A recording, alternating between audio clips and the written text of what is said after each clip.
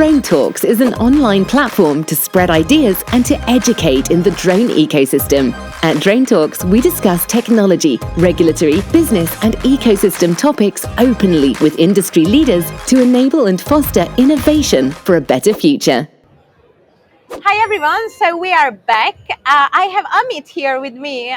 As I just mentioned, Amit is the CEO and founder of ANRA Technology. Hi Amit. Hi Esther, good to see you in person. Yes, it's, I think we didn't see each other now like years. It feels like, I guess. Yeah, it's been a while.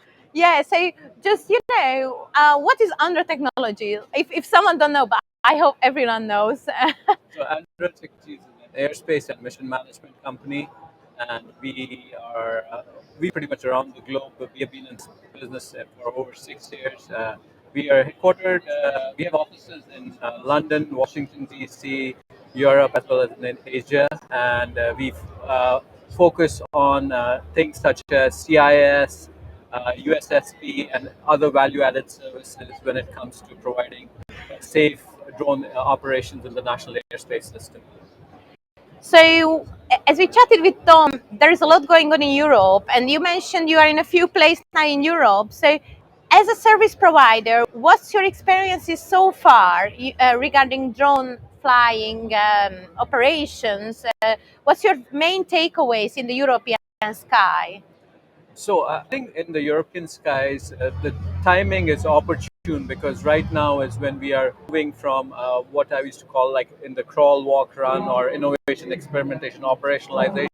We are transitioning to that operationalization phase where we go from these one-off experiments and trials to more operationalization. And if you look at the use-based regulation going into effect in January 2023, so all the ANSPs and regulators of the European countries are looking to put some use space, create different use space airspaces and how the traffic is going to manage there. So we see people leaning forward and looking at these deployments so that once these spaces are defined and the technologies, and then you can actually start scaling up the drone operations, whether it's BVLOS and importantly BVLOS is where the real scale happens.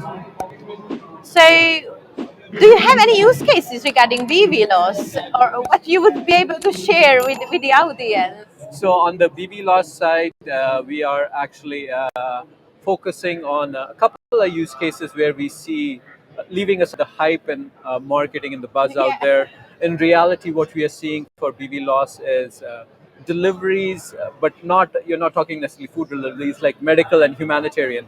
So like a friend of mine says, blood before burritos kind of stuff. So same thing, anything that has humanitarian aspects and solves those problems, we see that happening a lot. And then also we see critical infrastructure and linear infrastructure inspections. Those are the two biggest BVLOS operations we scaling up and have real business cases behind it.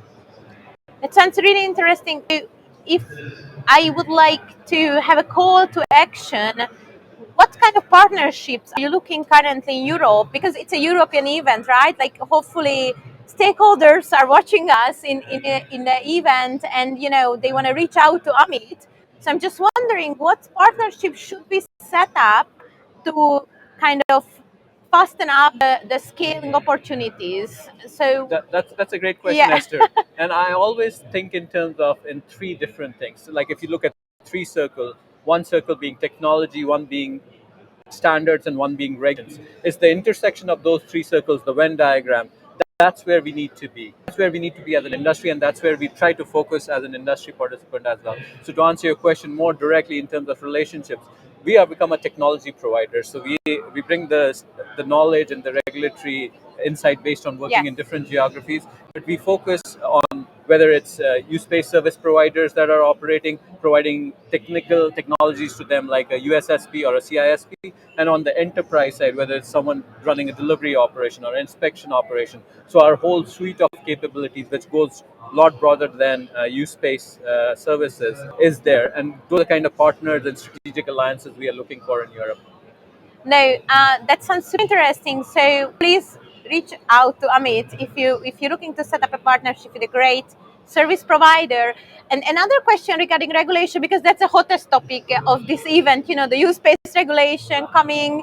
So how do you see the use-based regulation, and Is that right? Is that, enable the market to scale, or do we still need to work together as an industry to provide, feedback based on real operations, or what do you think? I think it's a combination, Esther, honestly, Okay. because if you wait for that one beautiful day when everything is perfect and you turn the key, that's never going to happen. So it's always incremental approaches. You have to put something out there. Right now, you have these 4 services that are deployed.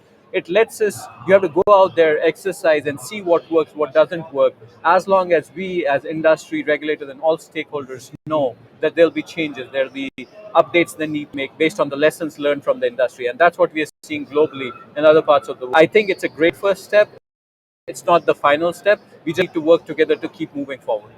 No, I cannot agree more, because always we say that at Drone Talks, you must collaborate, you must provide input, you are the industry, the regulators needs to receive your views, it should be an interactive way to create this regulation. Otherwise we create something where no one can operate and the whole industry can shut down.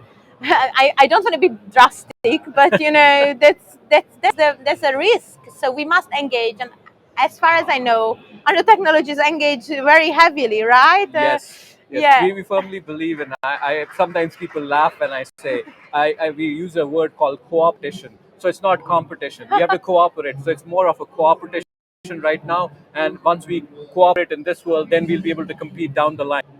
No, totally, Amit. And as a last, call to action, what would you say to the people who watch us? Do you have a message, or anything which is a takeaway from this event? Actually, it's a first day, so I understand if you don't have so far. No, I think much. the takeaway is I think it's a step in the right direction. It's great to see the industry coming back together after a couple of years of hiatus, but things have been happening in the background, and I think the time is opportune. Regulatory frameworks are falling into place, not just in Europe, internationally as well, and this is the right time where you forge the strategic alliances and partnerships and move forward in the deployment. So I think there's nothing more that I can say for a call to action. That sounds great. Thank you so much for the interview, Thank Amit. And, find Amit here at Amsterdam Drone Week, talk to him, and I'm sure there is a lot of what he can offer. So thanks for the interview again. So I will talk to now with Barbara Paraglio, who is the director of the aviation and drones at GSMA, which is the Association of the Telecom Companies. So thanks, Amit. Thank you, We Esther. have 1 minute until we change speaker seat, and stay tuned. Brought to you by DroneTalks Online, a platform designed to spread ideas and educate in the drone ecosystem.